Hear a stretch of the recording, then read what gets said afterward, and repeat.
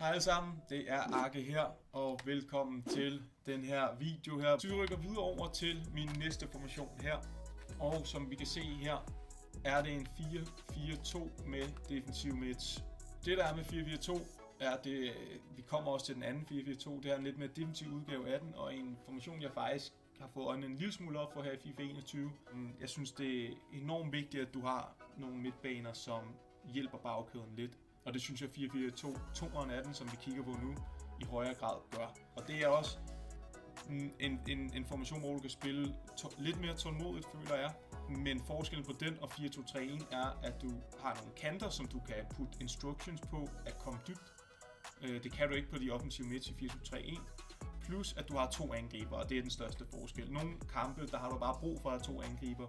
Så det her, det er en anden balanceret mulighed bare med to angriber. Så vi kan se her igen, føler ikke så vigtigt at forklare igen, det er stort set de samme tactics. Jeg tror faktisk, det er de fuldstændig samme tactics, vi har her.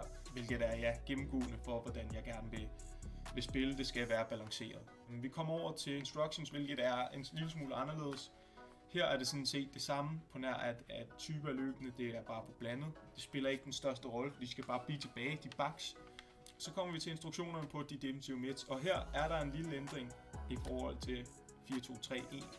Det er, at på den ene CDM, lige nu står Neymar der, han spiller ikke der. Vil jeg gerne have Kante, han er her. Så den mest defensive orienterede, bedste defensive spiller og den værste offensive spiller, du har på holdet, skal være den, der bliver tilbage og dækker midten. Ved siden af skal det være en lidt mere box-to-box defensiv midtbanespiller, hvor jeg faktisk har balanceret angreb, så han kommer lidt mere op og støtter i angrebene og kan tage nogle løb en gang imellem. Det føler jeg, at det er vigtigt for at kunne ryste posen lidt. Så længe du har en, som ligger dernede og anker manden, og den anden, som er lidt mere box-to-box, det føler jeg er den bedste måde at gøre det på. Så kommer vi til kanterne her, hvilket jeg også snakkede lidt om før, at det er derfor, jeg synes 4-4-2 er så god information, det er, at der er kanter kontra de her offensive mids, og det gør bare, at der er nogle andre instructions, du kan sætte på. Så vi ser, at der er rigtig meget på de to kanter, jeg har. Først og fremmest vil jeg gerne have, at de kommer tilbage i forsvar igen. Når jeg så har bolden, så vil jeg gerne have, at de kommer dybt begge to, og at de trækker ind i banen. Det er rigtig, rigtig vigtigt i forhold til de kontraangreb, der er, at du rent faktisk kan vinde spillet fra den ene side til den anden, hvor de er kommet med ind og hjælper med at afslutte kontraangrebet. Og samtidig at de søger ind i feltet ved indlæg. Det vil sige, de kommer med fuld smadret på begge kanter, når de her kontraangreb er der. Så rykker vi over til angriberne, hvor at vi igen har kommet tilbage i forsvar, hele holdet forsvarer som enhed, og at de skal komme ned bagved, hvilket er forskellen på at have en angriber og så have to. Her er der rent faktisk mulighed for at ramme, hvis de begge to laver dybdeløb, føler der er mange flere muligheder for at kunne sende nogle dybdebolde afsted. De strækker også bagkæden ud på en anden måde, når du får dem til at komme ned bagved, hvilket vil sige, at der bliver mere plads til midtbanen, og at kanterne kan komme i næste geled. Så ja, jeg synes helt klart, at spille med to angriber, så skal du have kommet ned bagved på dem. Så er det blevet tid til min tredje formation, og det er 4-4-2. Den balancerer med to centrale midtbanespillere i stedet for to defensive midtbanespillere. Og det gør en verdens forskel i dit offensive spil, men også dit defensive spil, føler jeg. Du er mere sårbar defensivt, men omvendt har du også flere muligheder for at bruge dine midtbanespillere til at angribe. Så når vi kigger her på custom tactic til den er igen balanceret, det er intet nyt under solen. Vi kommer til bredden og dybt, som er på 4-4, vi har taget den i takten ned, og det er egentlig fordi, at den er mere sårbar defensivt med to centrale mids. Så jeg vil gerne have, at de står lidt dybere hele holdet, men igen meget små ting. Mens det balanceret her, 6 bars i spiller i felt, og bredden på 5. Igen balanceret små justeringer, som du også altid selv kan justere derude, hvis du føler, at der mangler noget i dit spil. Så kommer vi til spillerinstrukserne, hvor igen baksene er det fuldstændig samme som før. Så kommer vi op til midtbanen, og det er her, det bliver sjovt.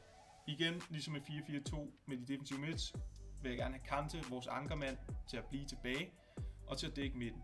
Så kommer vi over til en anden her, hvor du kan lave nogle andre instructions, end du kan med to defensive mids. Og det er også derfor, at den kan noget andet, den her 4-4-2. Jeg kan nemlig få Marcos Llorente til at søge ind i feltet ved indlæg. Og det er en game changer i år.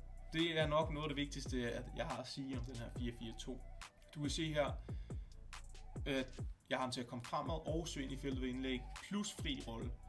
Det vil sige, at han har egentlig frie tøjler til at komme, og i et spil, hvor at spille på tredjemanden er så effektivt som det er i år, der betyder det bare meget, at du får noget støtte fra din midtbanespiller. Så din bedste offensive centrale midtbanespiller vil jeg putte de her instructions på. Man bliver overrasket over, hvor gode løb og hvor meget det egentlig skaber, at han kommer i anden gelede, specielt på de her kontraangreb. Så kommer vi til den sidste formation, og den er mere baseret ud fra, at der skal op og jagtes lidt. Men grunden til at jeg valgt 4-3-2 er, fordi jeg synes, det er en af de bedste formationer at spille til at presse. Og jeg synes, det er svært at presse i spillet, medmindre du trykker på D-paddet og benytter dig af det her holdpres. Men hvis du manuelt selv skal ind og presse, synes jeg 4-3-2 er en af de allerbedste formationer til det. Og for mig handler det om, at hvis jeg er bagud, så ved jeg automatisk, og det ved du også, når du sidder og spiller derhjemme i Weekend League eller mod dine venner, at din modstander vil i de sidste 5-10 minutter vil han prøve at holde i bolden og trække tiden. Og der handler det bare om at have en formation, hvor han ikke kan få lov til det.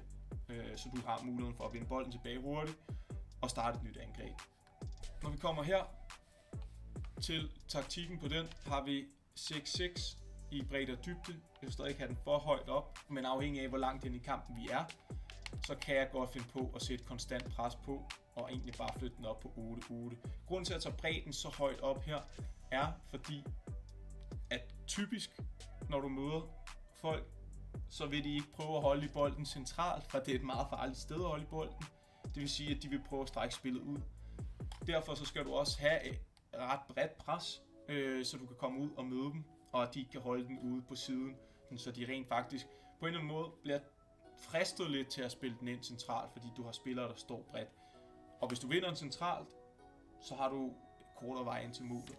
Så det er egentlig derfor, at konstant presser kun de sidste 5-10 minutter, hvis det virkelig brænder på. Så kommer vi til den offensive stil her, og der er den på balanceret. Igen, surprise. Man spiller i feltet af forskellen, hvor vi har den på 7. Der skal simpelthen komme nogle drenge ind i gryden, så vi kan få vendt bøtten. Og derfor der har vi 7 på spillere i feltet.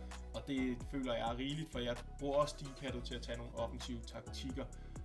Men det kommer der nok også en video om i fremtiden omkring de her små hurtige taktikker og hvilken indflydelse de forskellige har, og hvordan man kan bruge dem bedst muligt. Den tid, den glæde. Når vi kommer til instruktionerne, så er baksene, de skal være på balanceret. Samtidig skal bolderobringerne være på risikable. De skal ikke nødvendigvis storme frem, men de skal komme hurtigere frem. Altså de må godt komme frem her. Her er det ikke så disciplineret som i de andre formationer, hvor vi gerne vil have de tilbage hele tiden. Her er det vigtigt, at der er muligheden for at bringe dem med frem, og de skal selvfølgelig gøre alt, hvad de kan for at få fat på bolden. Så kommer vi til de 2 defensive midtbanespillere i den her, hvor vi egentlig kun har dækket midten og risikable bolderobringer igen, og så er det egentlig balanceret, og de har friheden til at komme frem, fordi det er til allersidst. Du kan godt bøde din ene defensive midt om at komme frem, det er at sige, men for mig føler jeg sådan lidt, at den her formation er mere for at vinde bolden tilbage på et farligt sted, end det er, at du nødvendigvis skal smadre folk ind i feltet. Fordi du har rigeligt med de her 4, den positionering, som de har helt fremme. Vi kan se her, de offensive mids, når vi til nu, der har vi søgen i feltet ved indlæg og fri rolle, og søgen i feltet ved indlæg og fri rolle.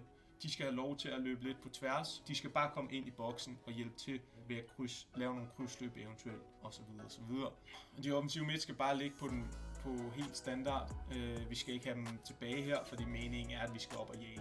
Kommer til angriberne her, som igen bliver centrale i banen og kommer ned bagved og risikable bolderobringer. Grundlæggende forsvarsstøtte, det er meget standard det hele, men igen kan du også tage at blive fremme, hvis du føler for det. Og det er altså de her 4 formationer, som jeg føler fungerer bedst for mig lige nu. 4-2-3-1, 4-4-2, 4-4-2 og 4-3-2. Så nu har du en grundlæggende vejledning til, hvilke 4 formationer, som kan fungere rigtig godt i FIFA 21, og nu kan du sætte dit eget præg på dem, lave dine egne instrukser, eller du kan tage mine og prøve dig lidt frem. I hvert fald tusind tak, fordi I så med. Mit navn er Arke, og vi ses nok en anden gang.